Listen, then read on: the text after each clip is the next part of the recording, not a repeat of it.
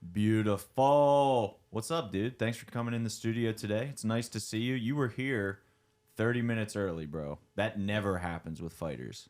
Yeah, I woke up at like 7 a.m. I just wanted to look pretty for this, so I thank you for having me though. This is awesome. I love this place. Cool, man. I'm glad you like it. And mission accomplished on looking pretty, I'll say. Look at you all spiffed up. Got a polo on. Got All the way. Phew, you're ready for prom night, son. Got the aviators clipped on there. I'm a big aviators guy. Do you wear the aviators because you like specifically like them, or are they just the first pair of sunglasses you saw? My nose is really messed up, and they are literally the only sunglasses that will fit my face. That's so. hilarious. Was Yeah. it messed up before your debut fight? Yeah, it was. Okay. It was. It's been messed up since I was like 4. From what? Yeah, I was a rough kid. I used to like just head first into everything, and I jumped off my bed, smashed my face off a table just to start out. Then years of wrestling after that, and it's gone. Dude, that's nuts. Can you breathe out of it okay, or does it No, need... Okay. no, the septum's deviated to the right, so my entire right nostril is Dude, occluded. do Yeah. you want to get that fixed at some point? Is that something you're No. even thinking about? You're just going to live with it? I'm gonna live with it. You know, it's probably the hardest part on my face is just my nose. Well, I will say in your debut fight, you put your nose to the test, dude. That was an absolute slobber knocker. Yeah, that was awesome. I can't even complain. Like it was pretty good. I took a bunch of punches, gave a bunch of punches. I mean, I got 2 stitches afterwards, so it was all right. Yeah, dude. I will like your spirit, not even just in the fight, obviously the heart in the fight. Anybody who wants to watch this fight, go to our 247 Live app or stream 247live.com and seriously, go rewatch Glenn versus Billy Myers because that we don't give out official fight of the night awards, but if we did, that was the fight of the night for me that night, dude. That fight, the back and forth was insane. I'll be honest, dude. After the first round, I was like, Glenn's done, dude. Like, I thought you were just gassed and done, but you found a second win somehow. In rounds 2 and 3, you were just, like, on a mission, just slugging back and forth. It was wild. I think I always look tired, pretty much. Like I run 5 miles and like I'll start out tired and just finish it out somehow, and I like take a walk upstairs and I'm gassed. I don't know what it is. It's that deviated septum. You can't breathe right, dude. But yeah, that fight was insane. I think your opponent was super tough. Billy's a tough guy. Like he's obviously a collegiate wrestler. Like that was a tough debut. What made you so willing to just be like, yeah, I'll take him. I'm good. That's my debut. I would have fought anyone. Like I just wanted to be there. I'm just happy to be here. I mean, win or lose, it's experience, and I thought I could have took him, but obviously not. Yeah. Did anything surprise you in that fight about Billy specifically? I mean, there's no footage on you guys. Obviously, you were both making your debuts, but you knew he was a wrestler, and that's probably about it. Yeah. We both did like our own little interviews beforehand, and I kind of had the idea that we were both gonna walk in there and have a stand-up brawl because we were both wrestlers, and it only made sense. So I just threw wrestling out the window, and obviously that caught up to me. Were you surprised that he was able to take you down? Yeah, it was. He didn't even like grab my legs. He just bear hugged me, and I was like, nap time. That's crazy, man. What was different about MMA wrestling versus, just straight up wrestling to you? Did worrying about punches really change things? Not really. Like, yeah, you weren't really worried about punches, to be fair. Yeah, Just like, I'll just take them, whatever. I was eating a chin. I practice taking punches to the face all the time. It's just when I started like trading and everything, I had a black eye for like 4 months straight. Not even the same eye. Like I would come in each week with a different black eye. That's great. For like a month, I had 2. So, but yeah, that wrestling it doesn't change much to say. I mean, obviously the head placement's a little bit different because I can't get choked out. Sure. But as per like the normal shots and just the bear hug got me. I'll say that the bear hug got me. I usually in wrestling, like with my weight, the bear hug wasn't a problem for me, so I like never even worried about it. But obviously, I should Worked for him. That's hilarious. What is your wrestling background exactly? I just wrestled in high school. Just high school? Okay. Yeah, I just graduated like last year. You went to York? Yeah. Nice. That was fun. I was the wrestling team captain for a little bit. I had a lot of good guys coming up, but we had like a really small team. So like there was only like 2 of us that were like extraordinarily good. And yeah, we didn't win like at all. Like those team-based matches, Yeah. not once. That's wild. So you mentioned that you're coaching wrestling now. Is that for Yawk or is that at AMVRs or is that somewhere else? Am I saying that right, by the way? How do you Amvirs. Like AMVRs, I guess. AMVRs. I say it wrong all the time. It's Man, we've been messing that up for a while, Danny Paul. Dang. Yeah. Nice. Yeah, I've been working on it with the guys. A lot of more grappling. We do other stuff, but as for like my wrestling background, I try to help everyone out, and we get in and hit a few. Like we've been hitting some intense workouts because wrestling's like all cardio. So I personally I lift like on my own. Like I basically do 2 workouts a day because I'll do my lifting in the morning or right before boxing and MMA or whatever we do, and then I'll go straight there. But like when I coach wrestling, it's like all cardio. It's Nice. all cardio. All workouts are cardio. You guys have kind of come on the scene recently. You're actually nominated for New Gym of the Year. I don't know if you saw that on the 247 Live Awards show. So you guys are nominated for New Gym of the Year. And I know it's not like a super new gym, but you're new to fighting for us. You've got you, Nathan Kabaski, Colton, Matt Vanderhoff. Like you guys have a nice stable of guys who are kind of in our regular rotation now. It's always nice working with you. Like you guys always get your paperwork done, all that stuff, make weight. What's Aldo like as a head coach for you? Like what has he done for you in your MMA development? Well, he's done everything for me. Like I came in as like a high school wrestler, and I've only been doing it for what 8 months, and I've come such a long way because of him. Like he's such a great guy, like just genuinely a great guy. Like he has the best intentions for us. He genuinely cares about how we feel. Like I go in there and it's like a therapy session. Like we almost, I mean, we do talk about fighting a lot, but like a lot of our conversations have nothing to do with like fighting at all. It's just like our personal lives and like what we're going through. And like he's just a great guy all around. And recently we've been doing a lot of like one-on-one sessions to prepare for the fight. Just a lot of, I mean, no, I can't give everything away, but you know, Sure. but like a lot of personal stuff.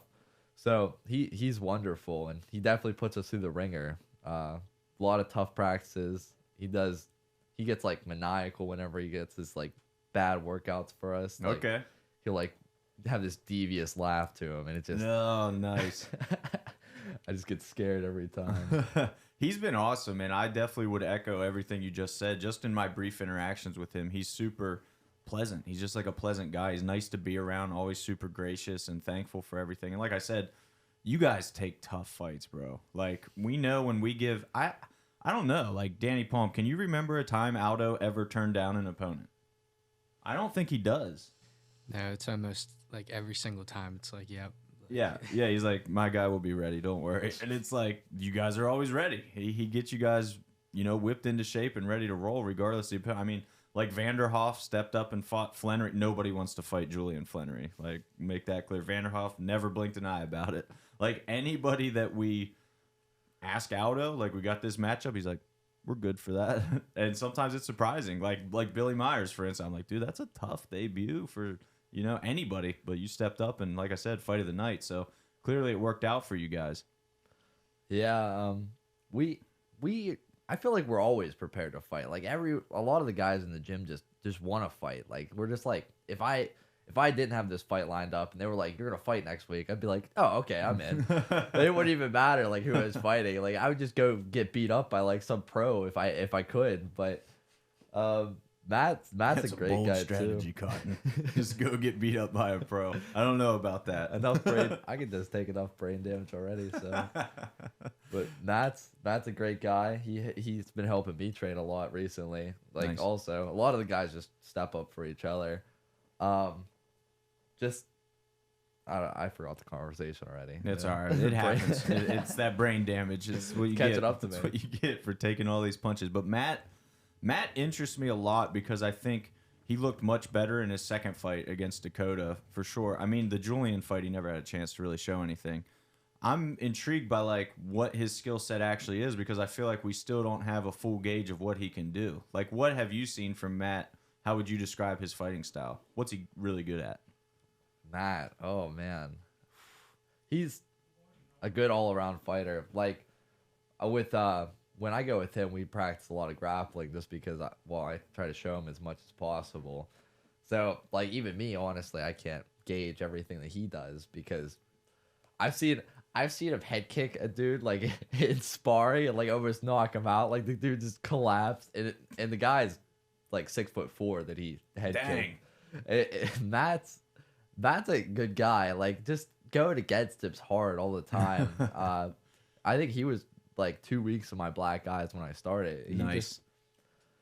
I can't say anything bad about him. Like I'm not even good enough to stand with him. So Nice. Well, I mean, those are the kind of training partners you need. I think you see people all the time who kind of max out their training camp, and I'm talking all the way up to the UFC level, where you'll see guys who like stop improving because they're the best guy at the gym. They're never getting beat up. They're just dominating everybody. Like, there's something to that you have to face adversity in the gym. You have to have somebody who can get the best of you so you can improve. So between your debut, that was, just for people listening, that was back at BitB 13, right? October 1st? Yep. So you've had a month and a half to improve since then. Like, what do you feel like you have really worked on? What can people expect to see improvements from you? I personally, like, not to be cocky or anything, but I feel like a completely new fighter. Like, I'm so fluid now with like everything I'm doing. I've worked my grappling in with my striking. I've been working on kicks. Oh, my Billy Meyer kicks. Those were horrible. Like I watched that fight over and over. I'm like, what was I even doing? Like, why am I even throwing these? I like pressed B to kick, and that was it. Nice. But yeah, I'm a lot more fluid now. I feel like my legs are. It all comes from my legs, basically. I feel like my legs are more a part of my body. Like I'm using them as working arms, basically, instead of press B to kick. That's hilarious. Press B to kick is a hilarious way to put it. I think, like, watching that fight, for sure, you know, there's a lot of things with both of you, you and Billy both, that looked very raw, but there was a lot of things that looked like there's a lot of potential here with both these guys. And I think you mentioned it a little bit earlier, but you power lift a lot. Like, I see you on Instagram all the time, just in the weight room. What does that do for MMA? Because I know there's two lines of thought, that you can get too big and it kills your cardio because you're just trying to fuel your muscles the whole time, or the other side is you're strong as hell and you can dominate everybody. So I do power lift a lot. A lot of my last time I changed my lifting style entirely to train for the fight. It was like I went from bench pressing 275 and like going heavy all the time to like I would do like 135 for like 25 reps, and and I was doing muscle endurance. But training for this fight, I've been trying to gain weight back up, and so I'm back to powerlifting. As for like what does, beats me. Like I guess I could just take punches harder, but I obviously we're not going like full out sparring. Right. I think I hit harder. I feel way better powerlifting. Just it's more like a confidence thing than anything. I have a strenuous job outside of MMA already, so like I can't really be weak because I need to do other things too. What do you do? I don't know what you do outside of fight. I'm an EMT. I never knew that. All right, dude, that's sweet. Break them, then fix them. You know? Maybe you should. Yeah, nice. That's a great way to put it. We should hire you to be like. What crew do you work for? We need your crew at the fights when you're not fighting. Medic 10, dude. Okay. Mount Pleasant Medic 10. Okay. Yeah, Call ourselves the Medic 10 Mafia. Nice. Nice. How'd you get into that? What made you want to go into that field? I want to be a cop inevitably. Like, I'm working on that. Okay. I went to tech for protective services. I had a great teacher, and well, there was only like 3 months of law enforcement, and then the rest was EMR. And then between my junior and senior year, I went to WCCC, do their thing to become an EMT, and ever since then, I've just been working on the streets. Nice. Have you wanted to be a cop your whole life? Like, is that something when you were a kid you were like, I'd like to do that? Dude, my life is whack. I I never wanted to be like anyone else. That was like my whole thing. So when you were growing up, like all these kids were like, I want to join the army. I want to do all this. And I was like, I want to be a Lego designer. You're like, nice. I want to be a normal person. Like, if these guys are going to go be extraordinary, I'll be ordinary. And then everyone became ordinary. And I was like, okay, well, now it's my time to shine. Now I'm going to be extraordinary. Yeah. So I took the above and beyond. I tried to join the Marines, but I got disqualified. I have autoimmune disease. I came in with 7 pounds of paperwork, and they basically laughed at me and told me to leave. What in the world? That's wild. It was crazy. But so I just wanted to be on the streets as a cop. I felt like I could do the most for my community, just being in the area and being an EMT. I've done that. So that's cool, man. What has that journey been like for you? Do you like it? Do you enjoy the work? I love it. Yeah. It's crazy. It's like the most bipolar experience ever, because like I fight and I do EMS, so like I work like 24-hour shifts. Like I'll go 8 a.m. to 8 a.m. the next day. It'll be like 2 a.m. I have a cardiac arrest. I'm trying to save somebody's life. They could die, they could not die. It's like either up and down, and then like 2 hours later I'm talking to grandma about like toe pain. And then I'm going in and fighting people at like 8 a.m. So nuts. It's my sister's a doctor, and she's shared a lot of stories of, you're a doctor and you're doing rounds, like people are going to die on your watch, and that is a very weird thing for me to wrap my head around with what I do. Like that kind of stress doesn't really register to me. Like that's a whole different level of stress and anxiety to me. How do you, like, I'm not going to ask you to get too into it because I'm sure it's hard to talk about, but like how do you deal with that? Like when you get off work, how do you put that behind you? Well, personally, I deal with it pretty well. Like right now, one day I'm going to have like this like crazy stress reaction that's going to catch up to me. But as of right now, like I've seen a lot of people die, and I've seen like I'm 19 years old, and I've been on 14 cardiac arrests, and I keep count still because I'm that new into it. But I've had a lot more than a lot of younger EMTs. And I've been on plenty of bad calls, shootings, stabbings, like car accidents, dead on arrivals. Like I've seen it. I've seen the stuff. Though I just go home and like it just turns off. Like I put a uniform on, I'm a different person, and then I take the uniform off, and my life isn't being an EMT. Like I'm my own guy. A lot of these. We call them whackers. Like if you go out, if you're like always an EMT or always a firefighter, whackers. Like you know. Yeah, I got you. And like I don't know, the firefighters are good for it. Like they're always they're great people. Like I love working with them, but they're off duty. It's all like, oh, I'm a fireman. They'll take like all the glory. They'll like stand around on calls, and then like. Afterward, they're like, yeah, we totally saved that guy. We totally put out that house fire. Like one person did something. Like they're That's awesome. Hilarious. Though. That's I love hilarious. them. I think your perspective is super valuable, man. Like being able to shut it off is important. Do you feel like the experience you gain as an EMT, because you kind of mentioned it, you're an interesting guy in that like you just fight all the time. You're totally good with fighting. You literally said earlier, like, I'll go fight a pro and get beat up. Like you have this kind of nonchalant attitude, but you're still doing a lot. Like you don't get too flustered, which is very valuable for a fighter, obviously. Do you feel like your work as an EMT has helped you create that context? Like you've seen how fragile life can be multiple times. Does that help you get out there and just be like, it's a fight. I'm going to be fine. Like, let's do it.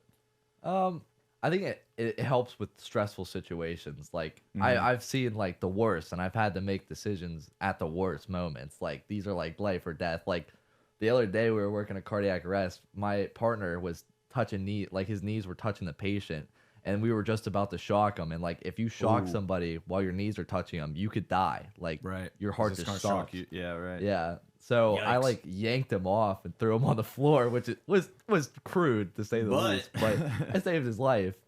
And so like these decisions that you make in the field, like going into fighting, I feel like I know like something bad's going to happen to me. Like I know that they're going to hit me, or that like there's no way to get around it. You're in a one-on-one fight. Right. And I still have to make these decisions. I'm still like choosing to throw terrible kicks or go for press a takedown. Yeah, press and B.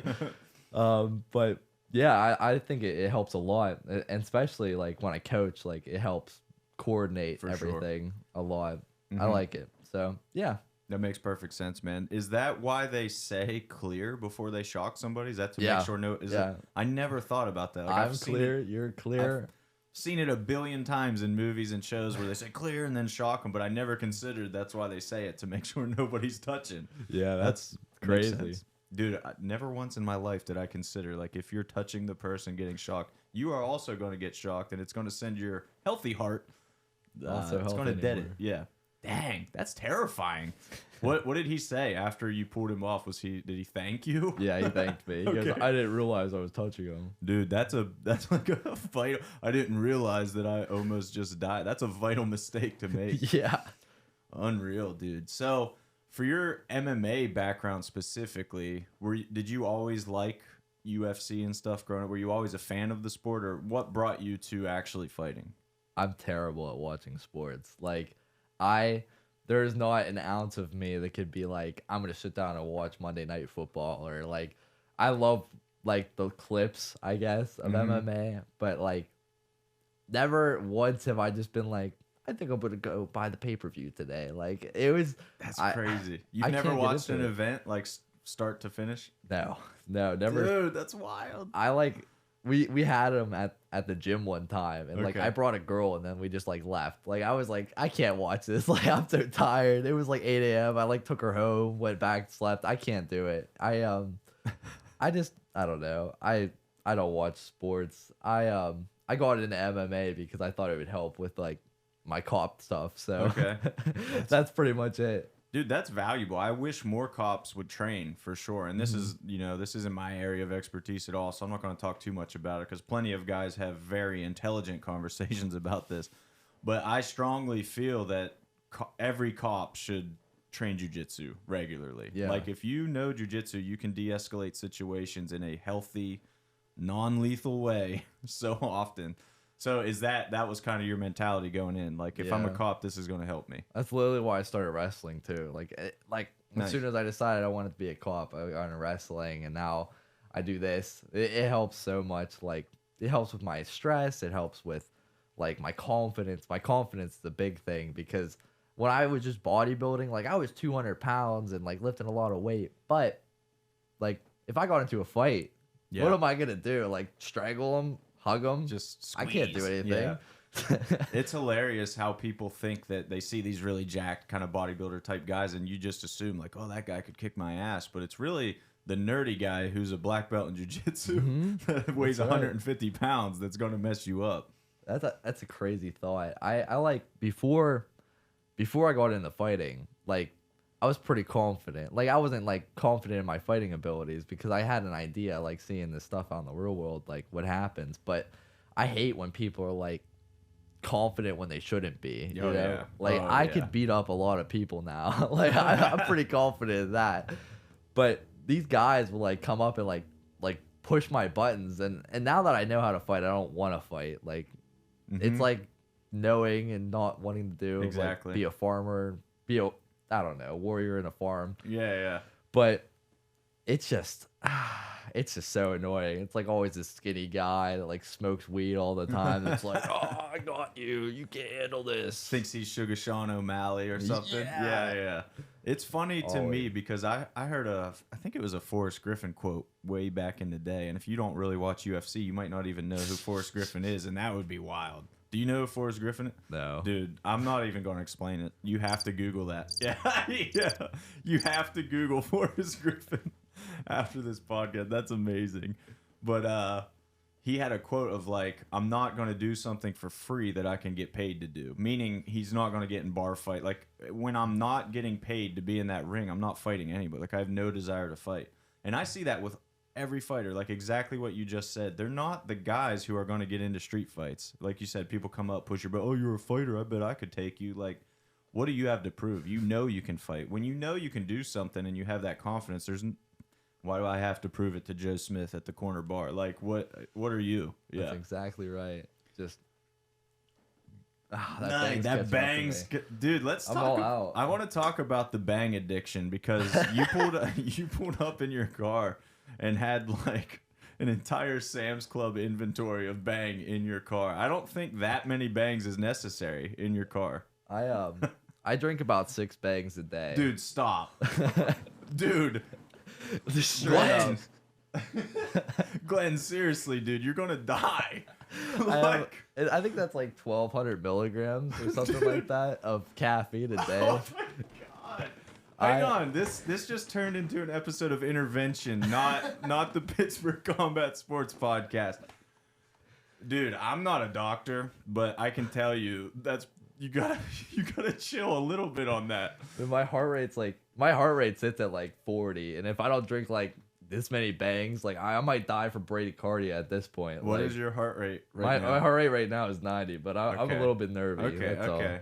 I mean, even 90 is like not awful. It's not awful. Yeah. It could be worse. Yeah, right. Dude, 6? Have You're you seen serious? like 6? I did just see. I Yeah. I like shotgun bangs, like straight up pop the can and shotgun it, or like I'll take like pre-lift, I'll dry scoop pre-lift creatine and then shotgun a bang to chase it down, like before my workouts. Like that's how I hit great workouts too. Dude, That's great. I am absolutely speechless about this. Have you ever had the experience of like overdosing on caffeine? Oh yeah, it's a horrible feeling. It's like Yeah. you're just staring at something and like everything around you is Yeah. crushing in you. Yeah. It's like a panic attack, honestly. Yeah. That's what it feels like. That's yeah. how I work out every day. Like I have that deep dark feeling all the time. Unreal. Do And you like that feeling? Why do you do this to yourself? I feel I'm addicted, dude. I He's just feel the literally addiction. addicted to bang. I just need it. Like Oh, dude, I'm concerned. I don't know. Like I said, I'm not a doctor, but this concerns me. I'll invite people to the gym and like you're not working out with me unless you're doing like as crazy stuff as I'm doing. Like you're gonna be shotgunning this bang with me, or at least dry scooping some pre-lift. Like you can't come into the gym without a dry scoop. This is the best. This That's might, some of the funniest shit I've ever heard. that's what I was saying. This might be the best segment in the podcast history. This is insanity, dude. I don't know. Listen, I'm not gonna tell you. It's working for you. You look great. Thank you. Obviously, it's working for you. So maybe I need 6 bangs a day. But let's talk. I want to talk about bang flavors. Okay. Can you rank them? Like, give me your top 3. Pina colada #1. Absolutely. Okay. The #2 has to be the black cherry, like the dark cherry one. Mhm. That's definitely #2. #3 is a hard one, but I'd go with cotton candy. Cotton candy is a top tier one for me. Interesting. Okay. The worst one is rainbow unicorn. Yeah, I because don't like that one either. not only does it taste bad, but it also looks exactly like cotton candy. Oh, that's So, like, messed up. You can It'll grab, trick you. yeah, and it's like a snake in the grass. Like it's horrible, and it looks just like one of the best. Dude, that's awful. Yeah, that's not very rainbow unicorn. You would think rainbow unicorn, this is going to be awesome, all pleasant, make me feel good. But no, it's terrible, and it's a snake in the grass. Yeah, horrible. I'm going that nectar. We talked about it off air, but that nectarine blueberry one, that's the one that stands out to me. I can't rank the rest because I really don't drink it that much. Mostly Ryan. Like, Ryan will buy the Sam's Club pallets like you. The palace. So when I'm here at the studio, usually there's some in the fridge, and I'll occasionally grab one. But I'm more on this Celsius grind, which looks way more feminine. This slim can. I'm feeling a little emasculated sitting across from you drinking this Celsius while you're talking about shotgunning bangs. I'm not gonna lie. So Planet Fitness has Celsius. Well, at least my Planet Fitness has Celsius. I go all around. I train with a bunch of different people to get a different perspective on things. But when I buy a Celsius, like it has to be a big can, and there's only 2 flavors of Celsius in the big can. I've never seen a big can. Yeah, I didn't even know they made it. It's like the red and the green one, and they both suck. Like, Yeah. I think they're terrible. And like those little Celsius, they have some good flavors, but why would I pay $3 for a tiny Celsius when I can shotgun 4 bangs that I have in my car? Dude, I'm are you dead serious? Are you just saying No, this no, for good podcast, or is this real? This is so. The other day, I brought one of the cases that you saw in the back of my car into my ambulance bay, and overnight, I drank 3 of them, and then I had a 4th one open, and like that wasn't even including the ones that I had during the day. And I thought it was so funny. I started stacking the cans. Like every time I emptied one, I'd make like a pyramid. Yeah. So my boss comes in, and I'm gonna die one day. I'm just gonna come in and just have a heart attack. It's gonna be nap time for Monkey. why are you okay with that? It keeps me going, you know. I live big, live big, die big, bud. I mean, fair enough. Fair enough. You're living big right now, dude. Definitely with the bangs. Also with your fighting career. I want to make sure that you get to this fight on December 17th healthy, though, and you don't collapse in our cage. That's not what I want.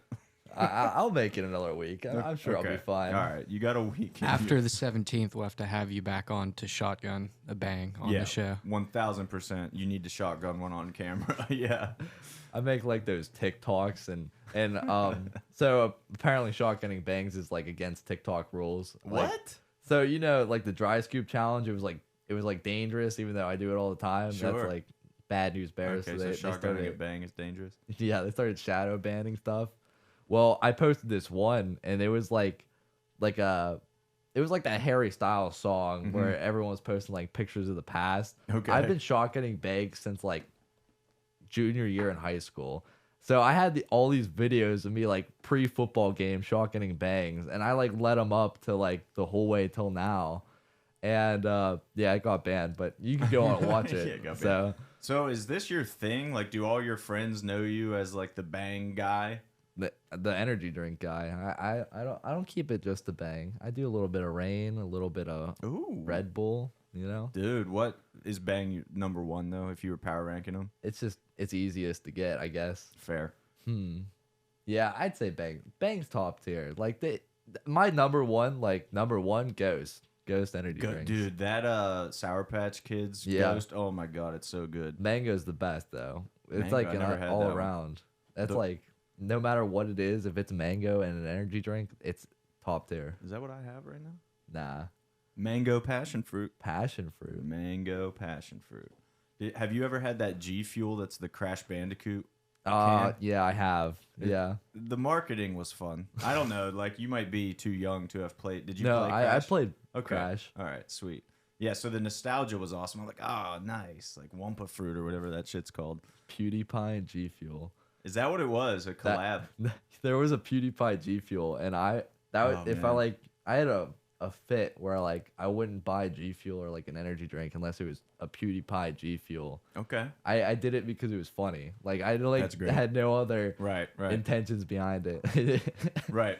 That aligns with like kind of what you were saying at the very beginning when you were like, I always wanted to be different. Like that PewDiePie, like I get it. I get your mentality going into that. Like it's just funny. I do stuff like that sometimes. Like I don't actually like this. I just think it's hilarious that it's happening. Exactly. Which is Anyway, we could get more into that. But I think tattoos are a part of that too. And we were talking about that earlier. Like there's just something about once you get that first tattoo, and then you got to get more, and then as you get more, it's like, how far can I take this? And right now, you're on your tattoo journey, so you just got a new one. Who did your last one? Because it looked great. I saw it on Facebook. So I don't know the guy's name, but he Wow, does Glenn. I know. He does black veil tattoos. Okay. So it's funny because he was at Undisputed Tattoos, okay, which is his own little shop. And then he went to Black Forest Tattoos, which was not his own shop. He like was with a bunch of people, and that's where I had my first appointment. And now he's doing Black Veil Tattoos, and it's his own shop again. Okay. And but the problem is he's like booked up, and I had a problem scheduling, so my snake isn't even done. It's supposed to wrap around like to my other shoulder.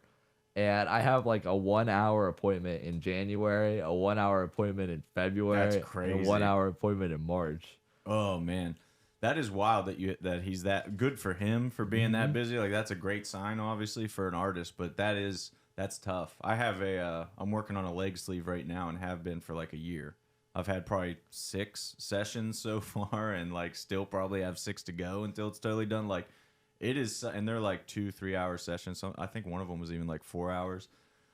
It's a process, man. Like when you see people who are covered head to toe, like sleeves everywhere, legs, chest, like the amount of time and pain that takes is so ridiculous. This chest piece is my most painful one so far. Like that sternum, tongue. I've heard so many people saying that the sternum is like the most painful. I don't have anything on my chest, so I don't know. But everybody who gets it there is like the sternum is the worst I've ever felt. It really is. Like I thought the inside of my arm was gonna be bad, but like it made me feel weak. Like it made me feel demasculated when he was doing it. Like I was like tearing up. He was doing it. Like he got a little bit on my neck, and that was rough too. But that sternum part, and then I went in my last session, and he was doing my shoulder, and like I barely felt it. I was like, well, at least I know that I'm not weak. Right. It's not me. It's just that part of my body. Yeah, that's so true. But what I think is funny is like, inevitably, people who don't have tattoos, you get a new tattoo and they're like, did that hurt? And it's like, hell yeah, it hurt, dude. Every single one hurts to a degree, but some of them hurt more. I like to lie to those people. Yeah. Like like, I didn't feel a thing. Literally didn't feel it. Kind of tickled. It was just like a light buzzing. It was like a massage. I want them to start the journey, because I feel like, I don't know. I think girls with tattoos are hot. So like, it's always gonna be like, you're trying to talk them into it. Come on, it doesn't hurt at all. Come on, women have a higher pain tolerance. I think that's true. I think that's actually true. Yeah, it actually is. Like medically, factually, it is true. I was talking to a guy the other day who just got his neck tattooed, and he was telling me that it wasn't as bad as you would expect. And then he's like covered as well. He's like, you want to know the worst one I got was like my lower back, like in a tramp stamp area. And he was like, that's why so many girls get tramp stamps and then never get another tattoo, because they think that's how bad it is. But really, that's just a terrible place to get a tattoo. My first tattoo, like, was my back tattoo. And I'm sure you saw it in the last fight. It spans my entire spine. And that tramp stamp area was definitely, it didn't hurt as bad as you would expect it to hurt, but it definitely, it felt like a tramp stamp. Like I felt dirty whenever she was like getting down to the bottom of the sword. Nice. So you got this shame that comes with it too, of like a female tattooer in your tramp stamp area, like just straight up giving you the business. Dude, she was wonderful too. Like we sat down, it was like 5-hour session, just all the way through. That's awesome. And I was just like, this is my first tattoo, and it's big, and they're like talking about like all these other guys that like wimped out. So I'm like, well, I can't do this. Yeah. I can't back out now. I've been in a lot of pain on my tattoos, and I'll say like the leg sleeve is for sure the most. Like, I don't know if I have weak legs or what, but like my leg hurts so much more than I got my hand tattooed, like arms. Anything else I've gotten has been like, this hurts, but I'm good. The leg at times is like just gritting through it. And I don't know what that is, but no matter how bad it gets, I will never be like, I got to stop. Like, dude, I got to power through it. You can't stop mid-tattoo, bro. You just gave me a new fear. I am waiting to get a tattoo on I want to get like an Atlas tattoo on my thigh and be like, hold up the world, blah, blah, blah. That might not be as bad. I don't have it up to my thigh. It's like up to my knee. It's from like my ankle to my knee right now. I'm desperately scared of my legs. Like I don't have a tattoo down there at all. Yeah, I don't know. I'm just talking out of my ass, but I don't think the thigh is going to hurt as bad. I really don't. I'm going to trust you on that. Maybe I'll get to it before you, and I'll let you know. Hopefully you get to it. I got 3 months to try and finish this snake still, there you go. So. Yeah. So I'll be up to my thigh by then. I'll keep you posted. Dude, it's a great journey, though. I don't know. I just like tattoos in general. Like you said, girls with tattoos, that's not a bad thing either. So that's always good. What's your favorite one? Usually, like, your newest one is your favorite, I feel like. But for you, which one? I like my rose tattoo the best. It was probably the most well, it wasn't the most painful, but it was whenever I got it. It was the most painful. It means a lot. It's a really cool tattoo, for one. And it not only that, but it was actually a last second, like, change. Like, I went there and I wanted it to like span the other side of my ribs. Like, I wanted it to come just to the side. And then I looked it up on my phone, and there was this picture that just came up to the chest, and I was like, I'm gonna change it up. You know, nice. I'm sure this isn't gonna like affect my life in any major way. So yeah, I didn't tell my parents like that I changed it, because it was originally gonna be pretty small. I went home, and my dad's like, that's a gay tattoo. You know, guys having flower on their chest. Yeah. That's hilarious. Yeah, it's just it was cool though. Yeah, I love it. It means a lot. It's there was this poem that like in the middle of it, it says everything beautiful has a consequence, and like it's the rose, so it's like it's beautiful, but it has the thorns. So I like it. I like that. yeah, That's deep. good. There's like obviously the split with tattoos where some of them are insanely meaningful, some of them you just want it because it looks cool. I like tattoos because I was actually just talking to Ryan about this. I have one on my shoulder. I wanted to be a brain surgeon when I was in high school, so I got like the caduceus with a skull. And like I thought this would represent like my brain surgery journey. Obviously, I'm not a brain surgeon now. So he was like, "Do you regret that? Like, do you hate it now?" I'm like, "No, dude. That's one of my favorite ones. Like, it reminds me of who I was at that time. It's all part of my journey. Like, no matter how out of style a tattoo gets or whatever, like I would never want one removed. Like, it just reminds me of who I was at that time, and that's part of life. Like, if you're not growing and changing, I feel like you should hate some of your old tattoos. Like, if you haven't changed from who you were when you were 16, then something's wrong. So that's how I look at it. All my tattoos have like a lot of meaning. Like I think like months in advance. Like I scheduled this snake tattoo in October. Like when I started fighting, I scheduled this tattoo. Nice. And like it all means something. Like every single tattoo, even the ones on my forearm, they flex it to the mirror. Yeah, Easy. flex. Easy with them guns. This is like a one piece put together, like courage in the face of death, memento mori, meaning Latin for remember you will die, and like just all these tattoos have insanely long stories, or they're related to some weird poetry that I like. I tend to read a lot, but like only poetry because I'm a terrible like actual reader. So you need to keep it short. Yeah, short and sweet. Dude, you've become like one of the most interesting guests ever, I think. Loves poetry, shotguns, bangs, has 6 a day, fights just kind of for fun because you love it. Like, I love it, dude. That's awesome. So we've covered a lot of ground, but one thing we haven't talked about at all that we probably should is your actual fight on December 17th at Bibby 15. Yeah. What do you know about your opponent, Ben Nagy? Nagy. I'm not sure how you say Nagy. I call him Nagy. I call him Ben Nagy. I try to like not think about it. So when I talk about him, I like always make up some weird nickname, like call him like Benny or Nagy or nice, just like something random. Yeah. But I know he does jujitsu. I watched his last fight. He went out and the guy was 1-0 and it was his debut and he like just got this really smooth overhand and then the guy fell and then he like got back up but he wasn't up so now he comes same punch repeat and then the guy went down and they honestly probably could have called the fight there but then Nagy jumped on his back and rear naked choked him.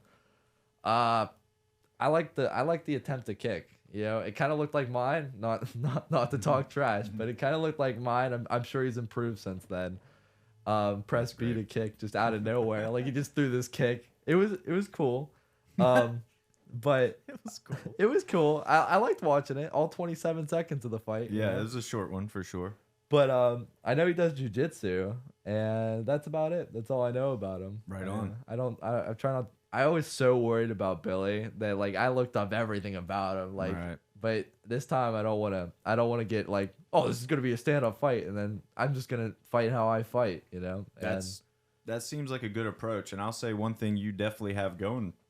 Excuse me, it's Celsius getting me now. Yeah. One thing you have going for you for sure is that full 6 minutes of cage time you got against Billy. Like, there's no replacement for cage time. The experience you get in an actual fight is so valuable for amateurs, especially. So even though Ben's 1-0, he has, only 27 seconds of fighting on tape. So for you, you've got an experience advantage inside the cage. Yeah. So that's exciting. Do you expect it to be another just I know you literally just said you're not trying to think about what it'll be, but in your head, are you prepared for another fight like that you had against Billy if it goes that way?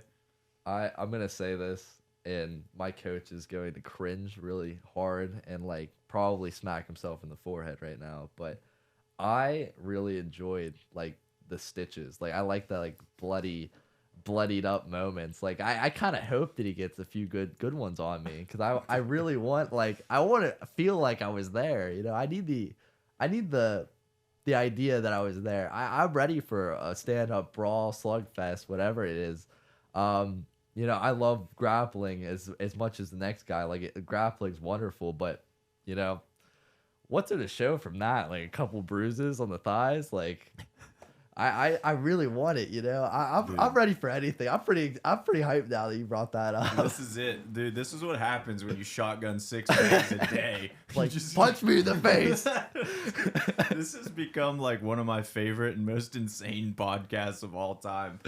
You're wild, dude. I love it. I love it, and you've got me even more hyped to see your fight on December 17th. So people looking to buy tickets, 247fighting.com. Choose Glenn's name when you check out and buy tickets, so he gets some credit for that, makes a little cash so he can maintain his bang addiction.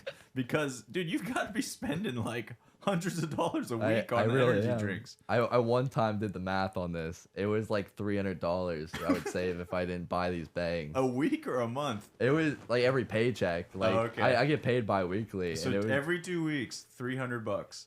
Just think, like, dude, every time I go into the store, I'm guaranteed to spend $5.50 or $4.50 on energy drinks.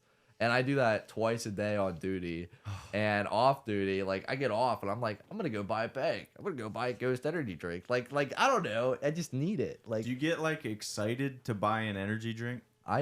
It's almost like it's literally an addiction at this point. Like, I walk into the store and I just walk back to the energy drinks. Like, if I go to Walmart, like the very first aisle, like, you know how there's like, if you did life after high school, there's like a specific way that you're supposed to go to the back of the store. I have no idea what that means, to be honest with you. I've never heard of life after high school. Oh, so I don't like, know what that is. in high school, there's this class and they like taught you how to shop and like stuff, like the most worthless life skills. But so they taught you like marketing and like all these, like, red means like sale, but they're just trying to get you to buy it. It might not actually be on sale, blah blah blah. They told you to go to the back of the store and then work your way forward so you could just check out. Sure. Well, Walmart, my Walmart at least, like, bangs are in the middle. Like, they're like somewhere like in the drink aisles. Right. So I start there and like whatever I need comes after that. Like, bang first. Bang first. That's a good. You need to. Is your fighter nickname's Ace, right? Yeah. You need to change it to Bang, bro. Bang, bro. Bang, bro. I think that one's taken. That might get us in a lawsuit. Glenn Bang, bro. Dude, I love it. Let's roll with that. I'm putting that for your nickname. Bang. Glenn Bang. Somebody was Bang. Was that Jacob Loeffert? He was Bang, yeah. I was gonna say somebody recently was Jacob Bang Loeffert, so yeah, might have to fight him for that title. Or just have a shotgun bang off. I'd win that any day. Old-fashioned bang off live on 247 Live. Download the app today. No, but seriously, dude, we're like ridiculously hyped for this card. It's gonna end the year with a bang, no pun intended. Yeah. Definitely is.